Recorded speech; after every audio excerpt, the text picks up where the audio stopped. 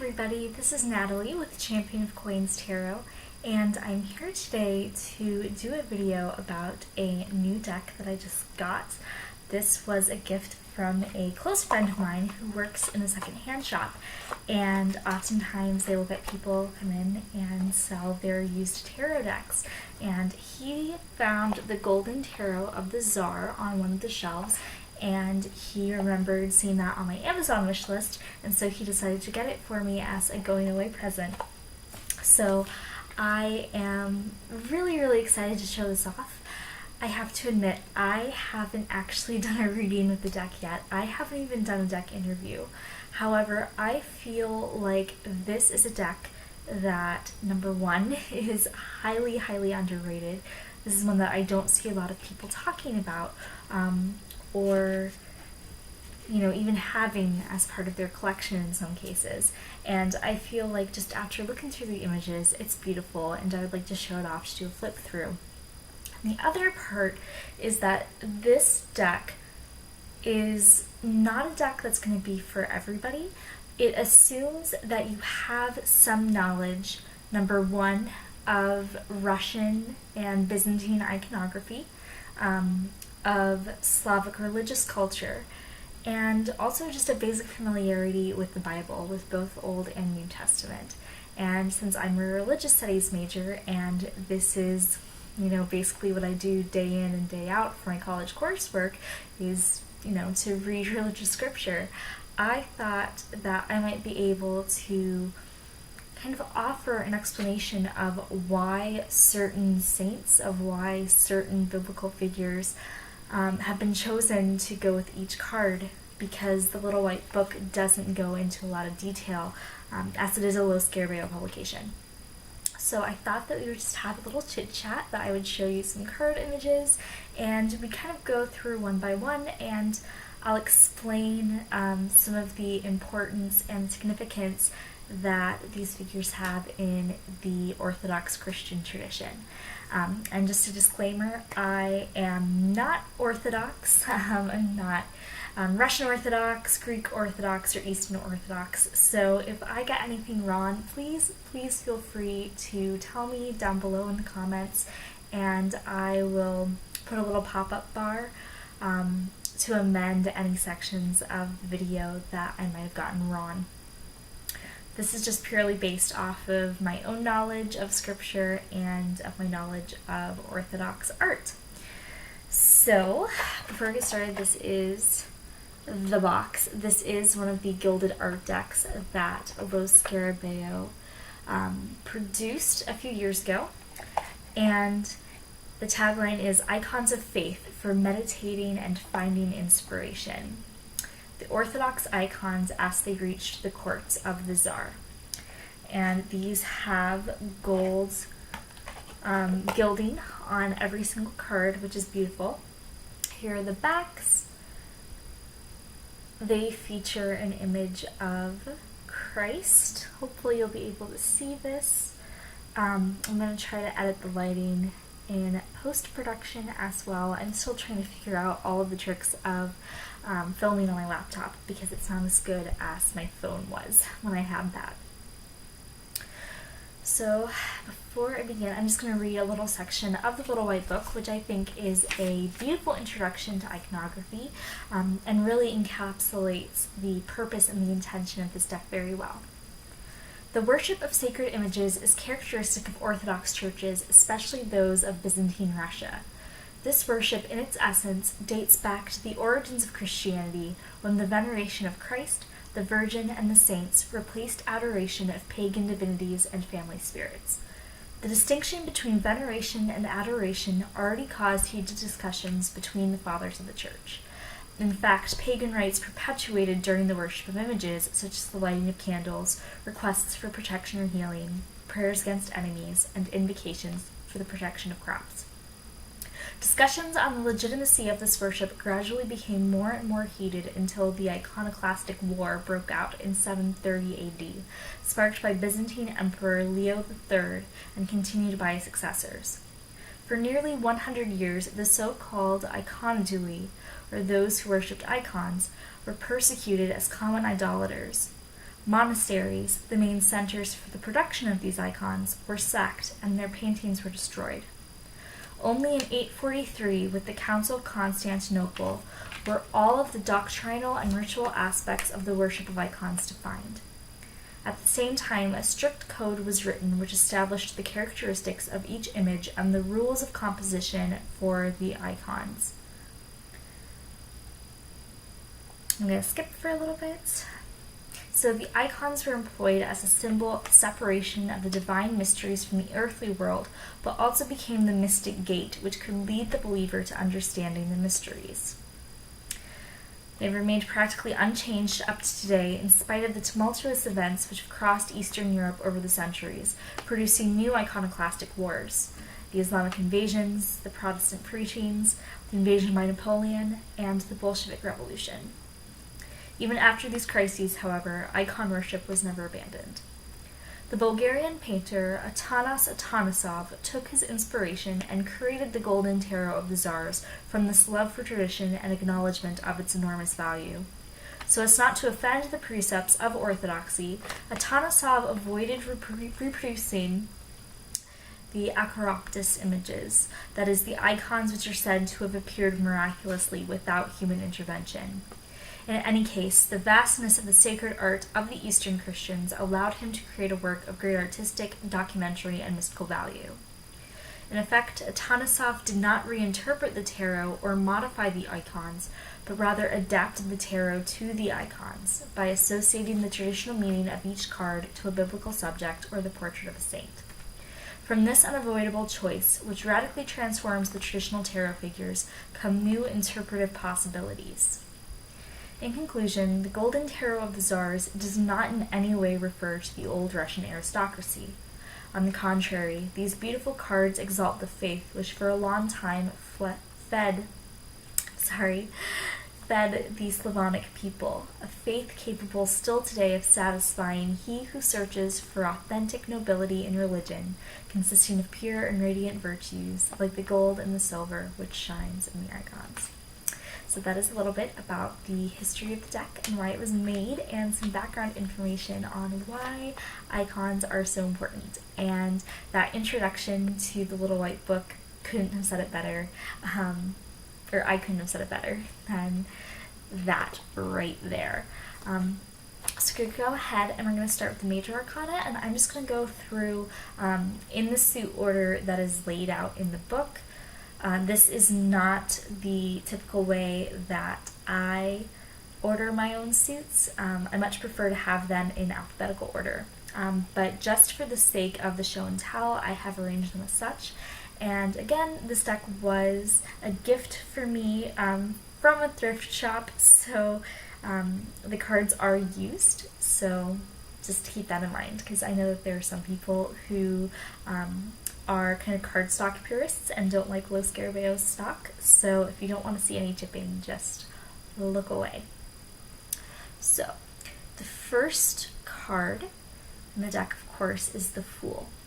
And the Fool here is the possession of Gerasa. Now, the possession of Gerasa is a story from the New Testament in which Jesus encounters a man who is possessed by demons, and he has been ostracized from his community. He is forced to live in the mountains, the cliffs that are along the Sea of Galilee, and he is entirely by himself. He has no health care, he has no contact with his family, and every night the townspeople can hear him crying out and wailing and fighting with these voices that are in his head. And Jesus arrives, and he comes and he visits the town of Gerasa, and he sees this man, and he asks the demons to come out of him. Now, this being a Gentile village instead of a Jewish village, there are a lot of pig farmers, and so the demons, they leave the man and they go into the herd of pigs. And the herd of pigs is so scared and so shocked, obviously, by being possessed by demons, that they run into the Sea of Galilee and they drown. And while the town does convert and becomes followers of Jesus and his movement, they kindly ask him to leave because they don't want to lose any more of their pigs. So here in this story, I feel like this is a very interesting interpretation of the Fool, because I think in a lot of traditional interpretations, we do see the Fool as being possessed by some kind of madness, as being a social outcast, as being a pariah, of somebody who marches to the tune of their own drum. And I feel like this choice of having this character, or this figure from the Bible, as the Fool is really, really interesting, because it encapsulates both the total freedom from societal expectation, the ability to straddle these liminal spaces and to transgress boundaries, and at the same time the shadow side, where our actions can hurt other people if we don't think them through, or where we feel like we are kind of wild or silly or not in control of our best selves. So this is again the Fool as the possessed man from Gerasa. The Magician is Jesus resurrecting Lazarus from the dead. I feel like this is just a beautiful, beautiful magician card, showing power over natural forces and performing the impossible. Using your will, using your intention, using your gifts to help other people realize the impossible. I feel like that's the highest calling of the Magician in the tarot. The next one is a Slavic saint, and I couldn't find very much about her, but this is Saint Parskeva. And again, she's a mystic, from what I can tell. Again, this is one that I just don't know very much about, and when I did some preliminary research, I wasn't really able to find anything for this video. But she very much embodies the idea of the religious woman, of a monastic figure, of a scholarly and learned woman. So I think that's an interesting choice. And again, this is a saint that is important in the Orthodox tradition, and I don't know much about. But there we go.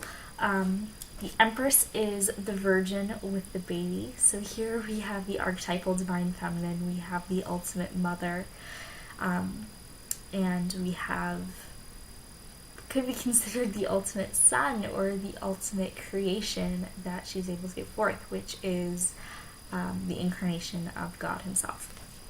The Emperor is Jesus. And this is a very interesting depiction of the Emperor. I think it's definitely going to depend on your relationship with Jesus, but I feel like in choosing to have him as the Emperor, there is the sense of having a masculine power, or a masculine divine that is egalitarian and is focused on social justice. Again, just going off of scriptural interpretation and of a traditional Christian Orthodox view of Jesus, of somebody who is compassionate and who rules their spiritual kingdom with grace and with mercy and with love. And for those of you who are not aware with Trinitarian theology, there are three aspects of the Godhead in most forms of Christianity. There's the Father, the Son, and the Holy Spirit.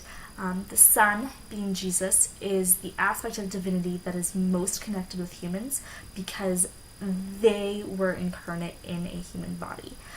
And so there's a sense that you have an emperor, you have a ruler who has gone through the same experience as the people that he's trying to lead or that he's trying to help. He experienced the same emotions. He has experienced great hardship and great suffering. The historical Jesus, was somebody who was from a very small town of only 400 people. He was a man who worked as a laborer with his hands. Oftentimes we translate it into English as carpenter, but the original Greek is tekton. That tekton is anybody who is a stonemason or who works on constructing buildings. So somebody who's used to hard labor, who is used to working for other people, and really being the lower class, the working class, and understanding that cycle of poverty.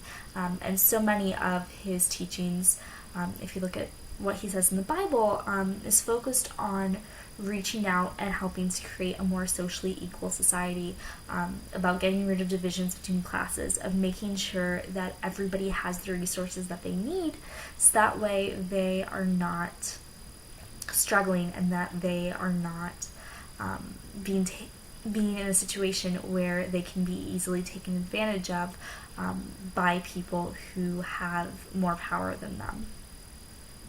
To make sure that everybody is using their artistic gifts in the way that they want to, in a way that is constructive and beneficial to the community, instead of having to slave away and have their bodies wasted and to lose sight of their dreams. So this is a very interesting depiction of the Emperor card. Again, if you don't have that kind of relationship, not that I have that kind of relationship with Jesus Christ, because I don't identify as Christian, but if you don't have that kind of understanding of the historical nature of Jesus, or the way that Jesus is depicted within Orthodox Christianity, then that might not be an easy Emperor card for you to deal with. But for me, I think it's a really interesting take, and it's much softer than kind of the crotchety old man that we're used to seeing. Next is the Apostle Peter as the Hierophant, which makes complete sense. Peter was the first bishop of Rome, or the Catholics claim apostolic succession for the papacy by saying that they are the heirs of Peter, basically like they're following in his job. And so while the Orthodox Church doesn't believe that, they do definitely revere Peter as the head of the apostles and as the keeper of traditional wisdom and leader of the community after Jesus is gone. And the Hierophant is somebody who is very much like a pope, is very much like a religious leader, and that they have been trusted with this knowledge, and it's their job to act charitably and to be able to minister to people and to use their tradition to their fullest advantage in order to help guide people and to answer their questions and go on their path in life. Now, of course, Peter is also an interesting figure in the scriptures, because he's somebody who always puts his foot in his mouth, and he always tries to do the right thing, but sometimes he doesn't always get that right. And so this, is also a very human person in a position of power, in a leadership role. This isn't a perfect person. This is definitely somebody to look up to, but this is also somebody who could need some reminding when they kind of step out of line, or when their ego needs a check. So I really like Peter as the Hierophant. For the lovers, we actually have the Annunciation, in which the Angel Gabriel comes to the Virgin Mary and tells her that if she wants, she can become the mother of God.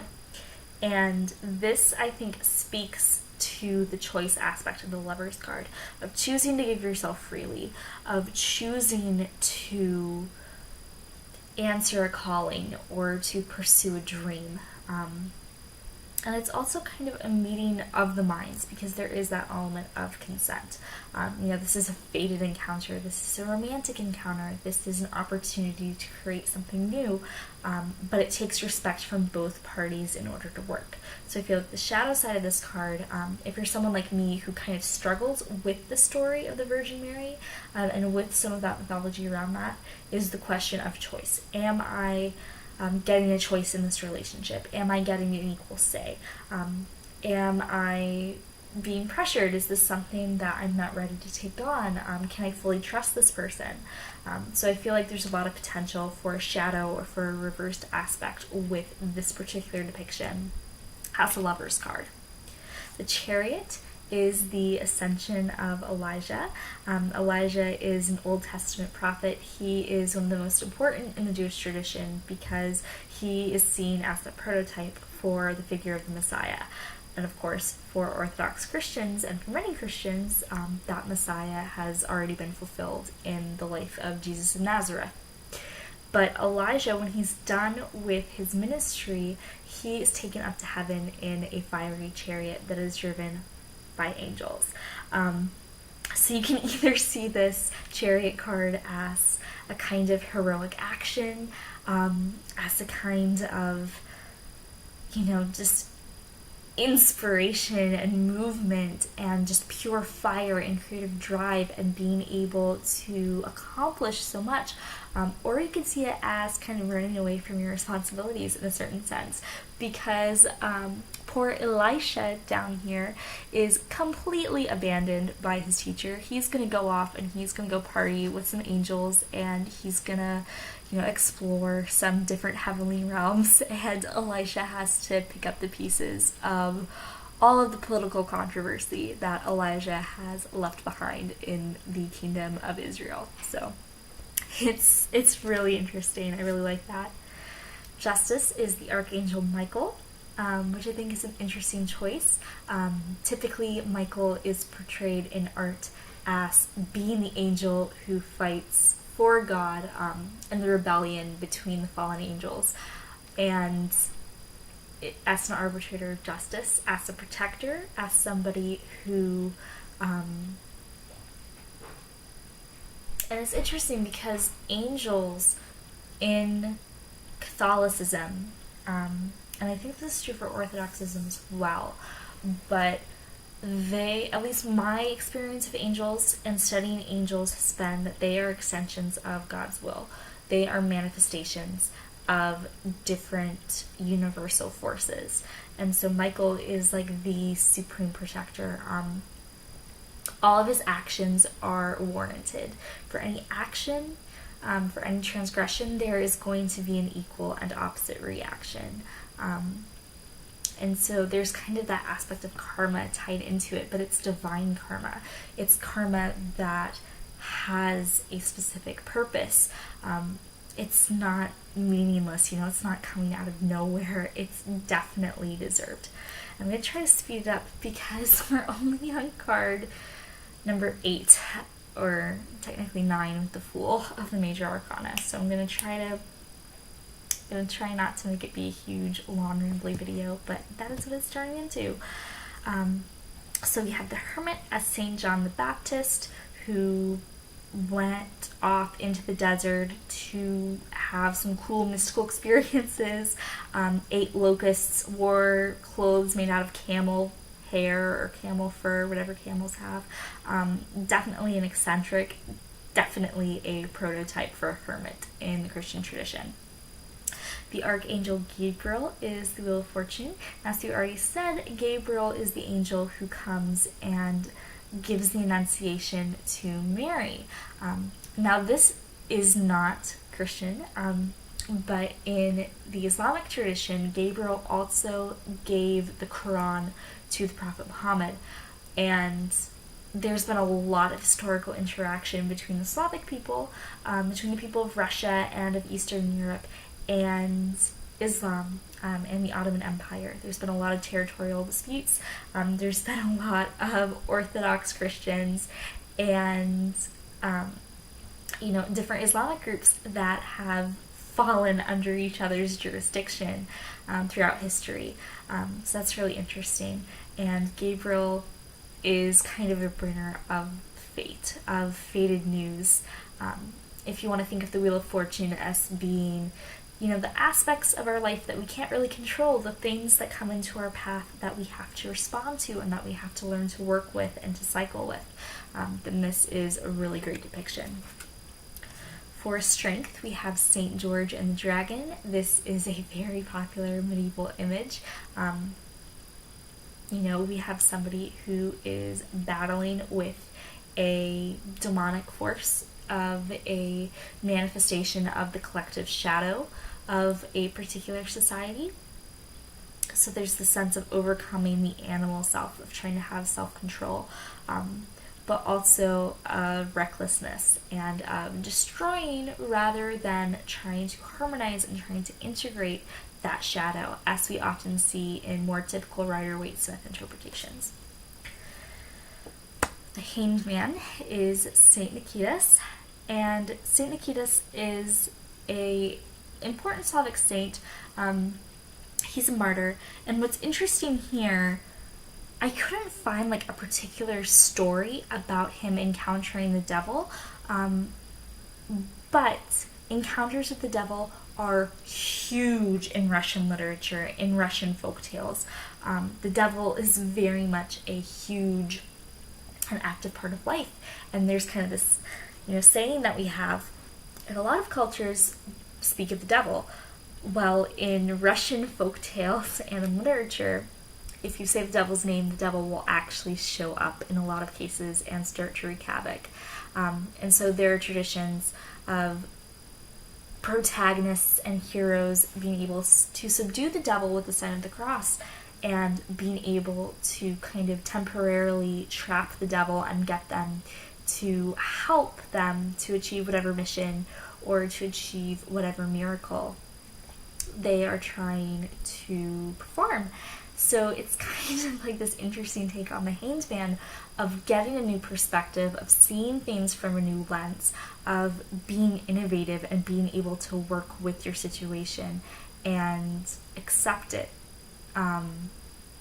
rather than, kind of, well, I wouldn't say like, without dwelling on the pain, without dwelling on the shitty situation, being able to use that time to its greatest extent, and being able to understand better, being able to just expand and open your mind to different possibilities. There's definitely also a sense of pain because, you're fighting again with a demonic force. But this one, I see it much more as working together and kind of a union of opposites, rather than the strength in this deck. Death is pretty self-explanatory. It's the Horseman of Death. Temperance is Saint Sophia. Saint Sophia is an important Orthodox saint. She had 3 daughters, and all of her daughters were martyrs. Their names were Faith, Hope, and Charity, and they were drowned in a river because they chose to drown rather than marry and have to forcibly convert to the Roman religion. And so Saint Sophia is seen kind of as a prototype of a mother for raising such virtuous women. And it's also interesting, too, in this depiction of Saint Sophia, is that she has angel wings. And that makes me think of Sophia, the personification of divine wisdom in the Old Testament, of the Shekhinah, who is the feminine aspect of God, and the aspect of God that is immediate and dwells on earth, and that used to dwell in the Temple of Jerusalem before it was destroyed, according to Jewish tradition. So that's an interesting temperance card, is that we have the sense of adaptation, we have the sense of fluidity, but of also sticking with values and being able to see wisdom in situations, of being able to bring balance where that is needed, and kind of the sense of clarity. So that's pretty interesting. Devil, we have a typical devil, nothing much to see here. The Tower card in this deck is my favorite in this entire whole thing. This is Simeon the Stylite. And the Stylites were a group of hermits who were kind of partying around in Syria in the 2nd and 3rd centuries. And Simeon was kind of like the founder of the movement. He built a stone pillar, and he sat on it and he lived on it for decades, just at the top of this tower that he made. And people would come and visit him, they would shout up, and they would try to throw offerings on top of the pillar for him and food, so that way he wouldn't starve to death. And they'd ask him to preach, and he was just trying to run away from society and just live high up above the city and not have to deal with anybody in Aleppo. But eventually he became so popular that people would come and they would visit his pillar and they would chip away at it. And if you were to go to the site where his pillar used to be, it's about like 6 feet tall now, because literally over the centuries so many pilgrims have come and tried to take pieces of it back as souvenirs. And so it's like just like a literal interpretation of the tower, and that you need to have a strong foundation, and that sometimes the best laid plans, sometimes the plans that you have aren't what you need.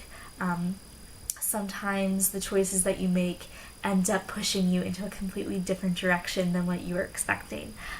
And so it's kind of, again, like kind of a softer tower card, just like we saw with the Emperor, in that there's a lot, I don't know, I really love this tower card, and I feel like there's just a lot of interesting symbolism, and it kind of flips the typical dynamic of a scary situation to kind of an interesting twist of fate, and one that is ultimately a great learning experience for everybody involved. Then for the star, we have the nativity scene, which makes sense because the birth of Christ in the Bible was heralded by the giant star in the sky.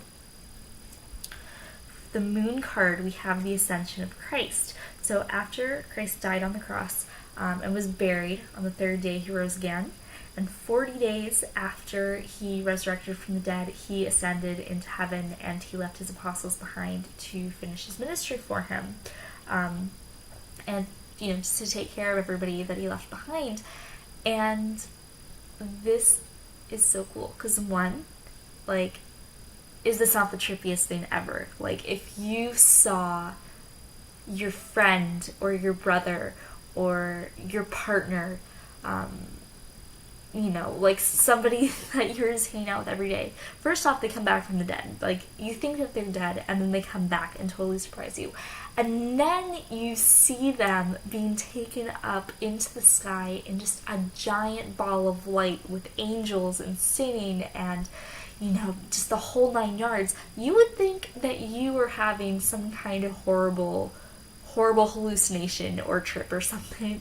And I feel like that's kind of the aspect of the moon card that's being played up here, is that something is so fantastic or something is so just amazing that it completely boggles your mind and it's difficult to wrap your head around. There's this aspect of the unknown. There's like this mixture of like fascination and awe, and also terror and loss and not knowing where to go after having that kind of visionary experience. So I really like this. The Sun card is the Holy Trinity. So we have, again, the 3 aspects of God. We have the Father, the Son, and the Holy Spirit, who is personified as a dove, kind of floating in this blue ball kind of thing. This is, according to the Little White Book, it's about perfect harmony, harmonious sense of self, a sense of self-confidence, of being able to kind of use different facets of the self. And I find this interesting because I'm not really Trinitarian anymore. I kind of was growing up, obviously, but it's really interesting to me, and so I feel like this card I'm gonna like have to play around with. I think you could also see it as if you're more secular, or if you aren't down with that depiction of God, you could think of it as the 3 levels of the mind, of conscious, unconscious, superconscious. Although that doesn't really apply to the Christian model. But it's something that you could think about, and it's something that definitely goes back to this idea of the perfected ego, of an ego that's in alignment and harmony, that's working properly, kind of a system, a community that's very celebratory, and again, of acting on your own personal power. So you can kind of play with that a little bit. The final judgment is the final judgment, and it wouldn't be Russia if everybody wasn't being damned to hell. And then for the world card, we have the 4 evangelists, Matthew, Mark, Luke, and John. This is common on a lot of tarot decks in that they have the 4 symbols of the gospel writers, and they have the heads. Each symbol for the gospel writers represents a head of a cherubim. And for those of you who have never seen what cherubim actually look like, you should definitely Google that. I'm not going to spoil it for you, but they are not babies. They are not babies. So let's look at the major arcana. That took 35 minutes. So I'm going to try to speed through everything because I really want to do this in one take. So the guidebook says Pentacles comes next, so we're going to do that. So this is the archangels Michael and Gabriel. They are working together to win victory for God, to have glory for God, and increased success. The 2 of Pentacles, we have David playing music for God. King David, he is renowned as the author of the book of Psalms in the Bible. And there are often a lot of stories in the book of Kings. I think it's Kings. It might be King. No. Kings is about Solomon.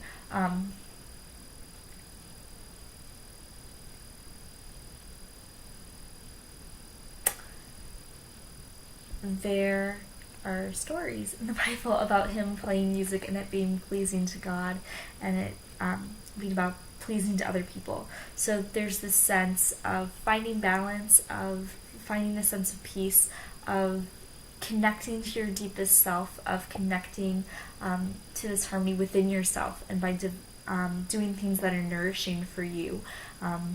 So I think a lot of self-care, and I also think of being grounded in a higher spiritual reality than just taking care of problems on the physical plane. The 3 of Pentacles is Saint Luke painting the Virgin.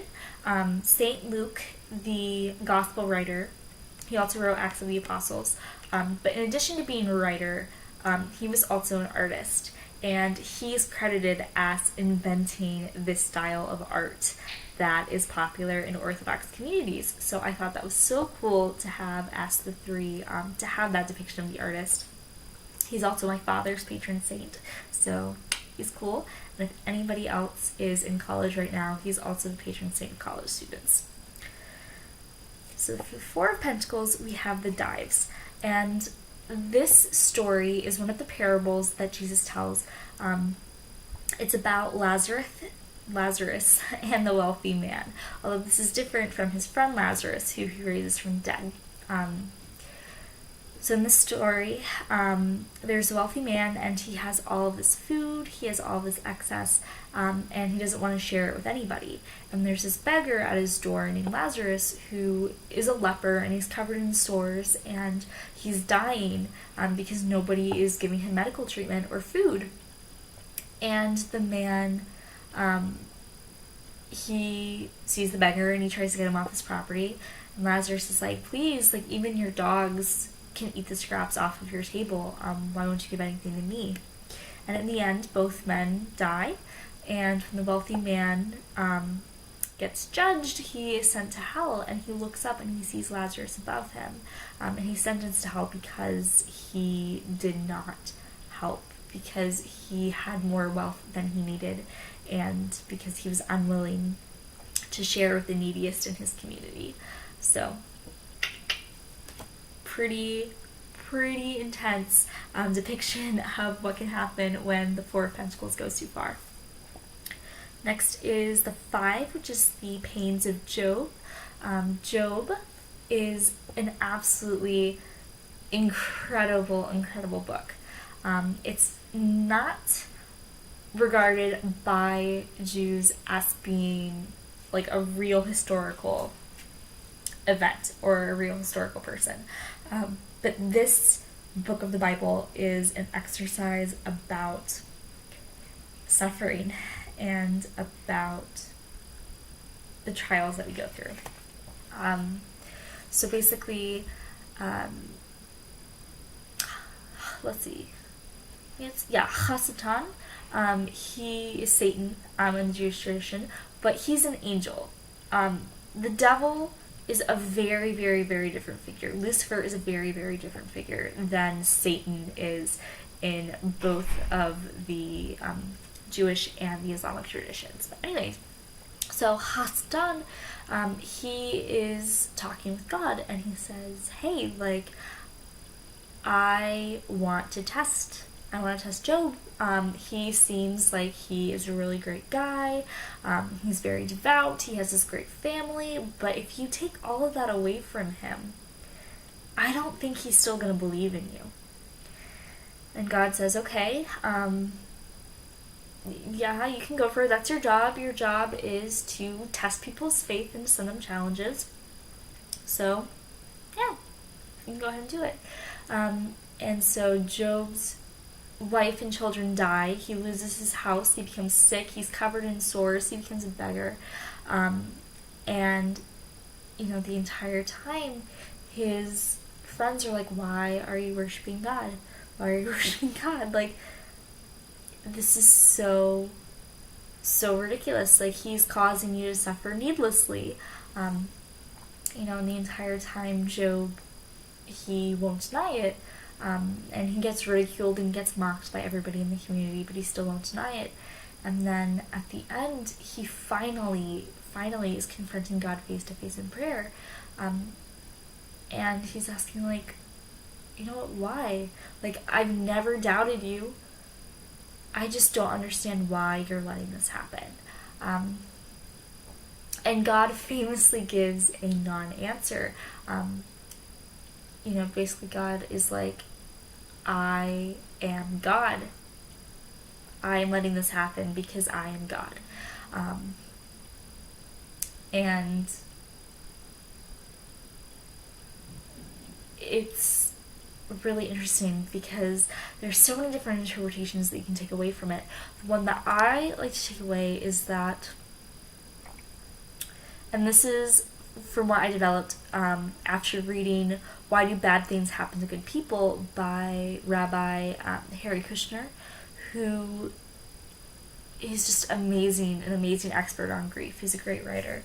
But he says, God can't stop bad things from happening because there is the paradox. There's like, you can either have an all-powerful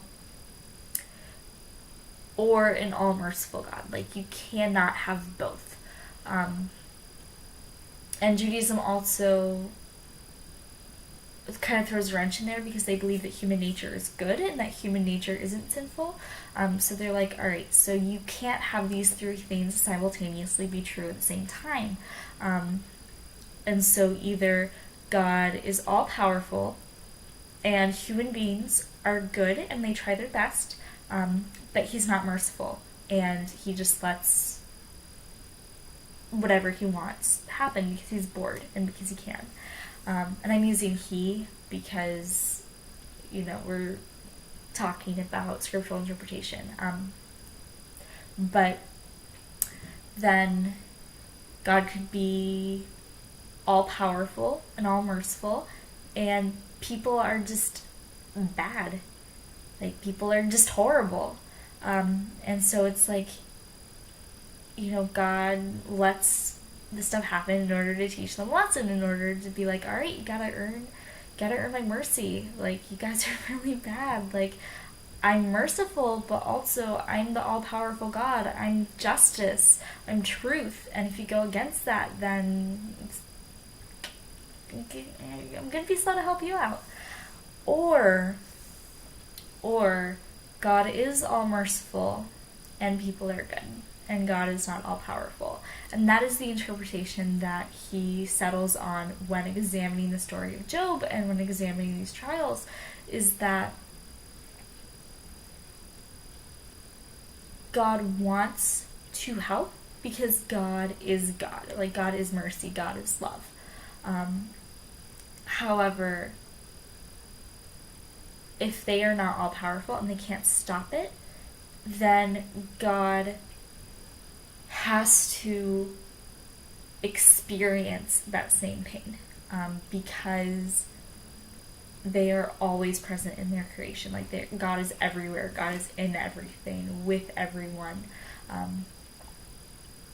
And so, but they're not all powerful. They're experiencing this too, and they're urging people to do good and to overcome and to learn more about themselves.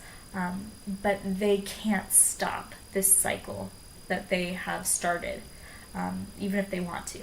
And so when God says, I am God, basically they're saying, like, if I could, I would, but I can't. And so I am going to be witness to you, and I am going to hold the space for you.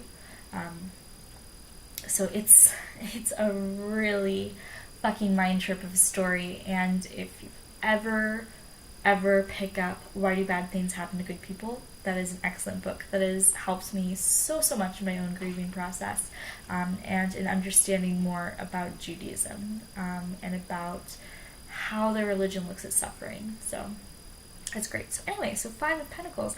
That whole point was that Job is a really sad story, and lots of horrible things happen, and horrible things happen to God too. And the whole point is that you can get through it together, that there's solidarity in suffering, that even when you are alone, you never are, because you have the divine and you have the spiritual to return back to.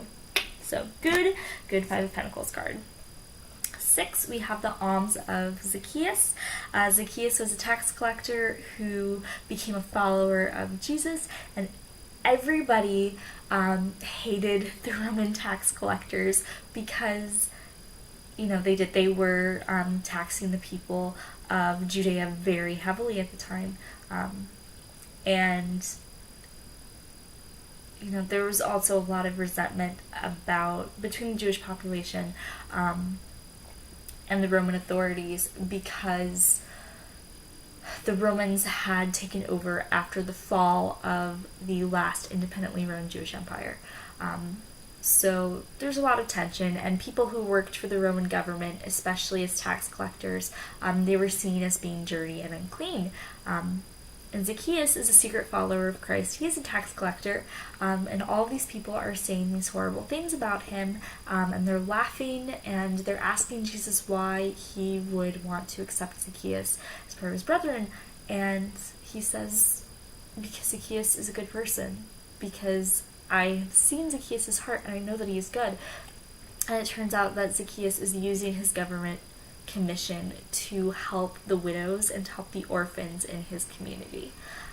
And so this person who they thought was bad and who they thought was stealing their money, you know, he ended up using his paycheck, even though it wasn't ethically sourced, you know, even though he was working with this regime, he was doing his part to give back to the community and to atone for his sins through charity and through good works.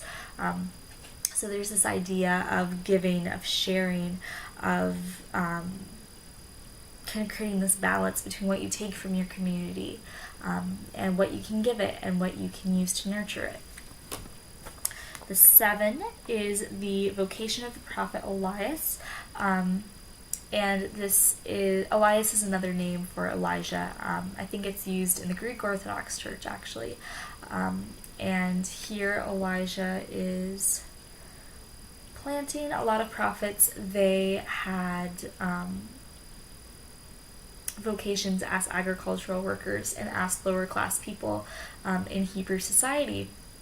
And Elijah specifically, a lot of his prophecies had to do with famine and drought, and the dwindling of natural resources. So there's this idea that you have to wait for the proper time to grow, that you have to wait, you have to have the patience to go through these hard times, and that your work will be all the better for it, for having that patience and for having that dedication. 8 is Saint Joseph, the father of Jesus. Again, a carpenter or a tekton in the original Greek. He teaches Jesus how to build. He creates a life in Nazareth. He supports his family with his work, and he perfects it until he gets it right and until he gets the respect that he's looking for. So great 8 of Pentacles. 9 of Pentacles is King Solomon. King Solomon is an interesting choice for the 9 of Pentacles because he started off as being a great ruler. He was David's son, and God would grant him any wish that he wanted upon his coronation, and Solomon asked for wisdom. However, he became corrupted by outside political authorities who clouded his wisdom, and in the end he became very greedy, and he hoarded all of this knowledge and he hoarded all of this wealth, and he put his own needs in front of his people's. So like this again is a character who encapsulates both the prosperity and the self-sufficiency, and that kind of inner wisdom and inner knowing of the 9 of Pentacles, with the shadow side of somebody who is isolated and somebody whose success might be built on a dubious foundation. Then the 10 of Pentacles is Saint Nicholas bringing Basil home.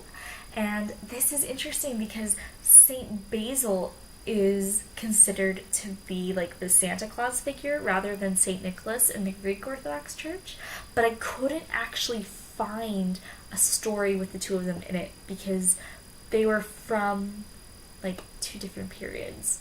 So I thought that was interesting. I'm going to have to research more, and I'm definitely going to do a follow-up video to this once I've actually read with the deck and I've gone through the recommended spreads that came in the little white book. This again is just an informational video where I kind of info dump about all of the symbolism and stuff. So yeah.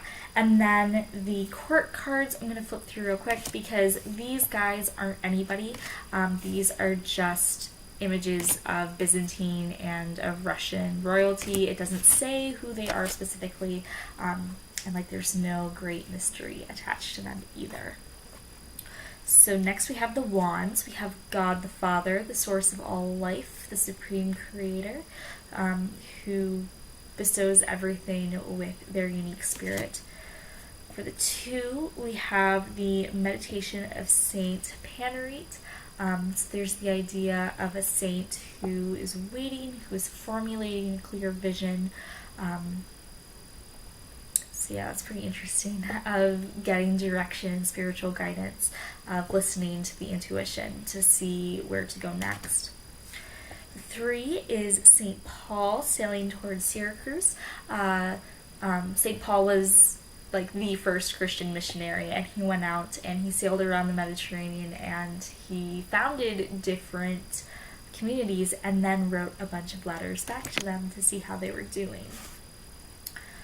4 is Miracle of the Icon of the Virgin. So during the Crusades, Byzantium was at war with a rival group.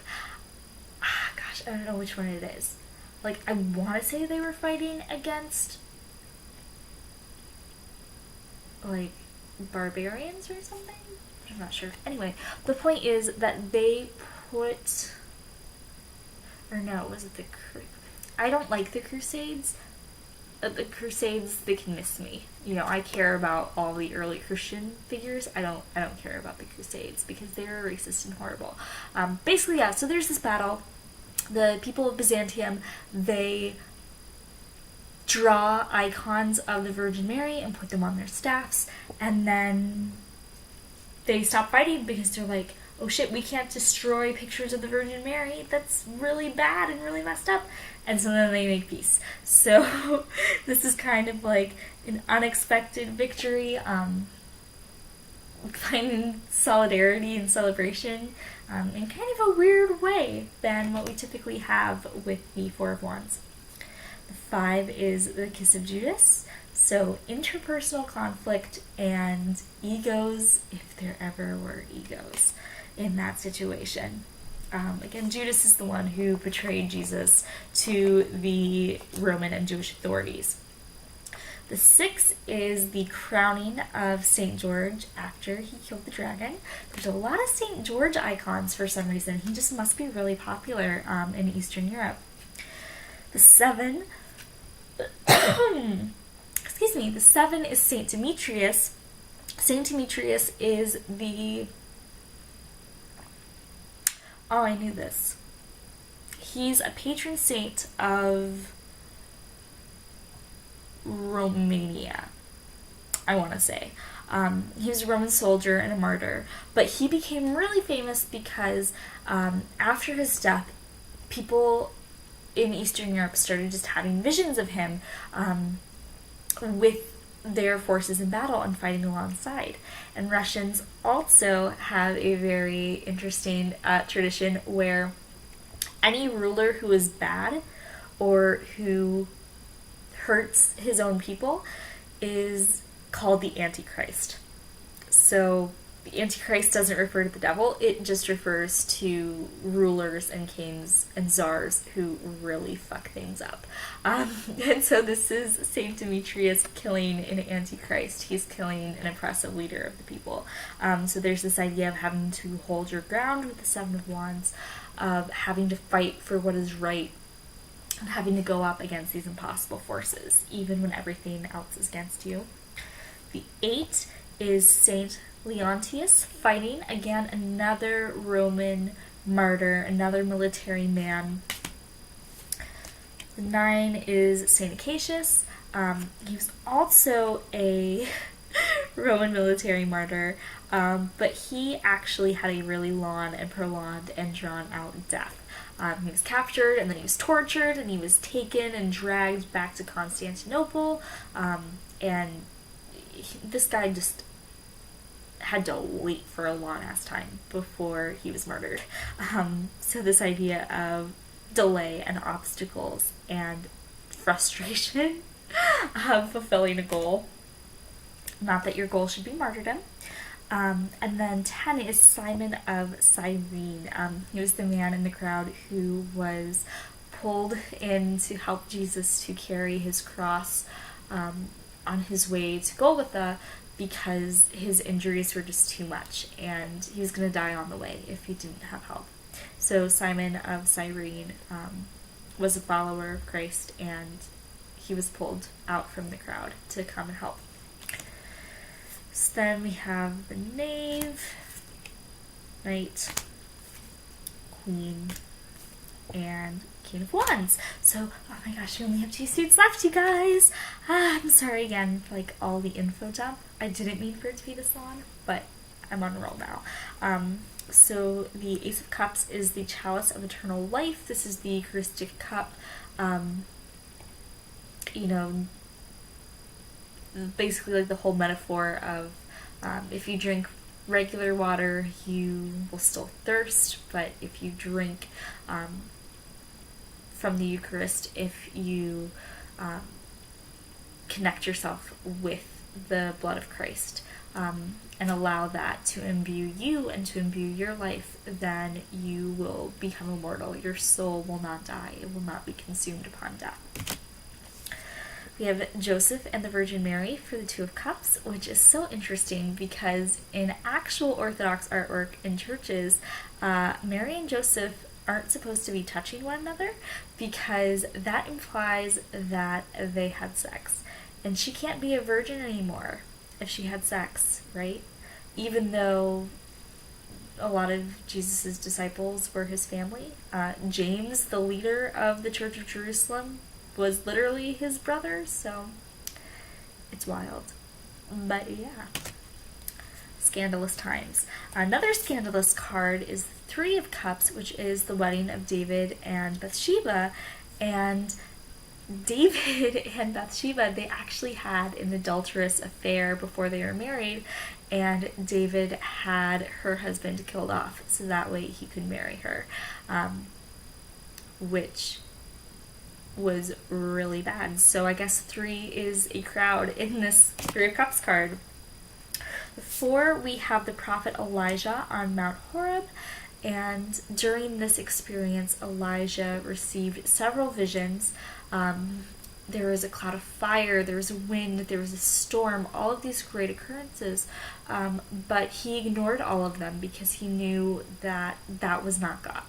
And finally, he heard the small inner voice that sounded like himself, that sounded like his own intuition, telling him that it was time to go outside and to meet with God. And so he did. So there's this idea of not putting up with distractions, of being focused, in this case on being focused and holding out for the greater good, instead of just being lazy. 5 is St. Peter of Aton. Again, this is a martyr that I couldn't find much information on. Yeah, so that's pretty interesting though. He's coming out of his cave, I guess, and he's doing just fine. Mr. Brightside. It's cage, not cave, but whatever. It works with the imagery, you guys. The 6 is Joachim and Anna present Mary to the temple. So Joachim and Anna are the Virgin Mary's parents, and they present her to the temple, and there's this prophecy that she's going to do great things. She's going to be a handmaiden of the Lord. So there's this idea of nostalgia. There's this idea of pleasant memories in childhood, of dreams, of aspirations. Yeah, it's a nice 6 of Cups card. I feel like there might have been other stories that might have encapsulated that better, but this is a very important figure. Anna, the grandmother of Jesus, is a very, very important figure in Orthodox Christianity, so I figured that if they were going to shoehorn her in somehow, then the Cups would be a really good suit to do that, just given her emotional significance. The 7 of Cups is the baptism of Christ in the Jordan River. So John the Baptist, his cousin, baptizes him, and the Holy Spirit descends down on him like a dove, revealing his true power. So there's this idea of cleansing, there's also this idea of illusion, of supernatural events, of the miraculous, of surprises, and of kind of choosing your destiny and taking hold of your destiny that we see in the options presented in the 7 of Cups. Even though there isn't really an option presented here, even though this is kind of an outside miraculous event, there's still that conscious choice to go after your call, and to meet your fate, and to dare to dream, and to fulfill that dream. So I think that's pretty interesting. We have St. John the Evangelist for the 8 of Cups, and St. John's Gospel is unique because his is not synoptic. His goes in a completely different direction and draws on a lot of information, and especially a lot of philosophical teachings that aren't present in the other 3 Gospels. So there's just this idea of going beyond and exploring these new emotional depths that you haven't been able to see before, which I think is really, really powerful. And instead of being like a sad occasion of leaving something behind, here it's like this mystic urge to go deeper and not being satisfied until you have the true explanation of something. The 9, we have Joseph, who is being welcomed into Pharaoh's court, and so there's this idea of reward. Joseph, he was enslaved in Egypt, and he eventually went on to be freed from slavery and to work for the Pharaoh of Egypt because he was a psychic. He could interpret dreams and messages from God. And so there's this idea of having your luck turn, of having all of a sudden everything that you need and more, of being in a very privileged situation, and of being thankful for that reward. And the 10 is the presentation of Jesus at the temple, where Jesus was circumcised and entered into the covenant relationship of Judaism. So there's this picture of the Holy Family, they're all together, this wider sense of connection with spirit, with tradition, of fulfilling a cycle, of fulfilling kind of a role in life and a station in life, and being ready to move on to this next thing and to go on this rite of passage. So that's really awesome. I like that one a lot. Then we have Page, Knight, Queen, and King of Cups. And it's kind of confusing because like all of the kings are holding like knives or swords, and all of the knights have a staff or a banner in addition to the object that they're holding. So that's one thing that I am a little concerned about in regards to when I do finally start to read with this, is just the accessibility of the court cards, because everything else is pretty distinct. The minors are really pippish, so it's easy to tell. The figures in the major arcana are very distinct, and again, like they're kind of in traditional tarot poses, so it's easy to see at a glance, but the court cards are literally all identical, so it's going to be really interesting.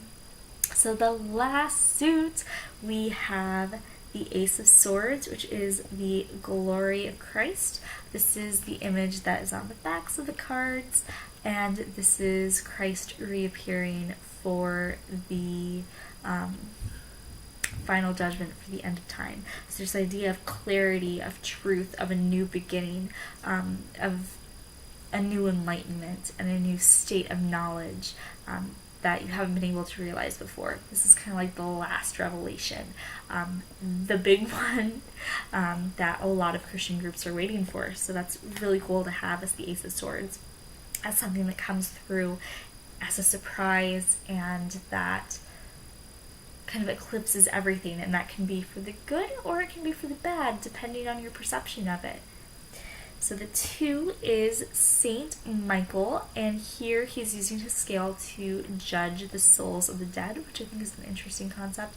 Again, there's that idea of balance. It harkens back to having Michael in the Justice card, and that your actions have consequences, and making sure that you weigh and decide that what you're doing is right, that you can be happy with yourself and be happy with the choices that you've made. For the 3 of Swords, we have Adam and Eve being tossed out of the Garden of Eden. I feel like this one is really self-explanatory and also very visceral. I feel like there's a lot of shame in this card. And I can definitely relate to that as somebody who is grieved, as somebody who is lost. There's definitely this tendency to overanalyze your own actions and to try to see where things went wrong, whether justified or not. And sometimes the punishment that we give to ourselves is worse than any punishment that the outside world could give to us. So I really like that choice. The 4 is Saint John in exile on Patmos. Now, this refers to the John who wrote the book of Revelation. He was exiled on Patmos, and it was there when he was on that island in isolation, away from society, that he received this vision of the end of the world. So here there's this idea of having to take space, of having to withdraw, and having to prepare in order to receive this new idea. There's also the sense of kind of apprehension and resting uneasy, like trying to take space for yourself and trying to take care of yourself, but knowing that something is on the horizon, or trying to recover from a traumatic event. So this is really interesting, and I like that one. That's another one of my favorite cards in this deck. Here we have the martyrdom of Saint Theodore the Tyro. This is another martyr who had a very long and very excruciating death. So like literally being on the losing end of a battle, being on the short end of the stick, and bearing the brunt of a lot of abuse.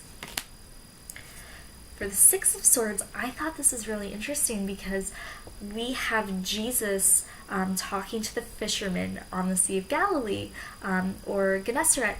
And this is so cool because usually we see the boat going away, but here the boat is arriving at a new place of possibility, arriving at new relationships, of new ideas.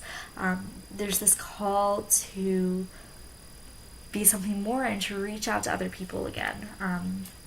After the kind of trauma and the kind of stress of being in a situation of conflict with the Five of Swords, instead of running away from other people and instead of fearing that, there is this recognition of people who are authentic and of people who are connecting with us on a soul level and who do genuinely want the best for us, and aligning ourselves with that, and also trying to give back and to be the best friends that we can be. So I really like this card. Really relate to that a lot right now. Number 7, we have David and the Tabernacle of the Holy Ark. I've talked about the history of the Ark of the Covenant and how the temple was built, but I think this is so interesting because the Seven of Swords we often see as like a stealing of something, of a taking of resources. We don't really see it as running to a place for comfort or as running to a place for inspiration. And that's the opposite here. Here we have David who he's going into the tabernacle in order to talk to God. He's seeking this kind of comfort, instead of being in this place of anxiety, instead of wondering what to do, instead of wondering what to take and what to leave behind. He's going to what matters, and he's returning to that center. And I feel like that's a big theme in this deck, is just this idea of self-care and returning to the things that matter and returning to the symbols that matter, returning to your history. So it's going to be really exciting to read with. But yeah, if you have any questions about the Ark of the Covenant or about the Temple of Jerusalem, I will gladly link that video below for you. It was part of the 31 Days of Tarot series where I was talking about the Mary L. Tarot and the symbolism used in that deck. 8 is the Martyrdom of St. George. Now, the real St. George was another Roman soldier who was murdered. He didn't actually fight any dragons. That part was elaborated later on. So this is the reality that we find ourselves trapped in. This is the truth. This is the part that we get so caught up in and that we see. This is the version of ourselves that we focus on, and that we fixate on, no matter what other people say, no matter what great stories and memories other people have of us. This is the disappointment, this is the defeat that we have behind the scenes that we're scared to show. And there's this need to be vulnerable enough, yet strong enough to break out of that, to be able to admit what you're doing and how you're limiting yourself, and then to transform your situation into something better. Number 9 is the devil tormenting Judas. After Judas betrayed Jesus, he instantly felt racked with guilt, and there is a tradition in Catholicism and in Orthodoxy that Judas was driven to suicide because of just the guilt in his head, of what he had done, instead of seeking forgiveness. So this is like a very traditional depiction of Judas, of having nightmares, of having guilt based on your own action, and being unable to see the lesson in that, of only being able to see the pain, of not being able to forgive, of not being able to let go.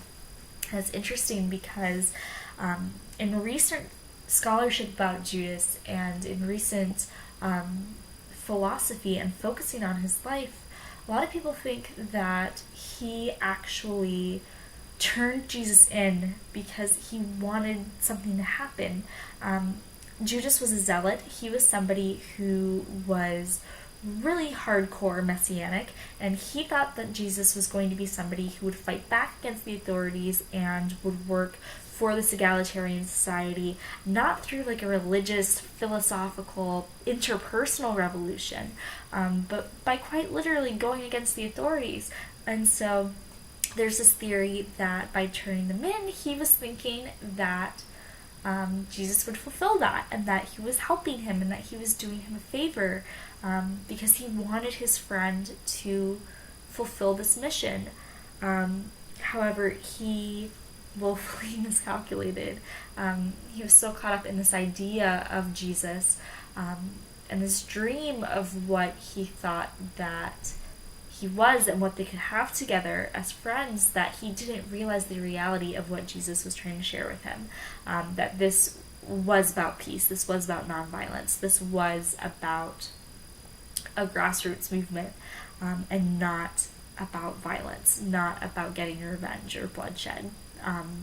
So it's a really, really powerful reinterpretation of that story, and one that I think also really fits the Nine of Swords, not being able to see clearly, not being able to perceive clearly. And then the 10, we have the death of Saint John of Rila. And this is really interesting. Saint John of Rila is the patron saint of Bulgaria. He was a hermit in the 12th century, and he was regarded as a mystic, as a healer, and he had many people who they would go out into the wilderness and they would also become hermits because they wanted to be close to him. And when he died, they took his relics and they instantly venerated him as a saint. They buried him in this cathedral. They took him out of the woods. So there's this idea of one phase of your life ending, and of transformation and of becoming something bigger than you thought that you could be. Of kind of returning and reintegrating back into society after having this experience, after having this sense of self-knowledge and self-discovery and awakening, and figuring out what to do with that. And sometimes you plant the seed for other people. Other people can take your idea and they can run with it. And they can make sure that it outlives you and that it can be a positive source of strength and of healing. So I like this Ten of Swords. Again, like there's a literal death in this, just like in the Rider-Waite-Smith that we see. But this is a positive death. This is a death that has value. This is a transformation. This is truly honoring someone's legacy and honoring the idea and the memory of a person and realizing that they're not gone forever. And then the last 4 cards, we have the Page, have the Knight, the Queen, getting major Empress Theodosia vibes from that, or was it Theodora? I think it was Theodosia. As you can tell, I'm not good with the Crusades, you guys, but that is a look at all of the biblical and saint symbolism in the Golden Tarot of the Tsar. Honestly, I am so excited to see how this deck reads. I'm so excited to do a follow-up video. If you have any questions, if there's anything that I talked about that you would like to learn more of, or that I didn't cover adequately, please let me know. If I got anything wrong about Orthodox Christianity, if I got anything wrong about any of the figures mentioned in this video, please let me know so I can amend and update it so that way other people can know more. And thank you so much for your time. Thank you so much for giving me an hour and 18 minutes of your time today. I feel like, again, this is a deck that has a really clear message, has a really clear intention, and it really does color these archetypes in a new light for me. And also relating tarot to scripture and to these religious figures, it also helps me to open my eyes about different historical figures and to open my eyes about kind of the possibilities and how I can see religion and how I can interact with religion. So I'd love to hear your thoughts. Let me know if this was helpful, and as always, I'm sending you much love, and I will talk to you in the next one. Bye everybody, have a good day.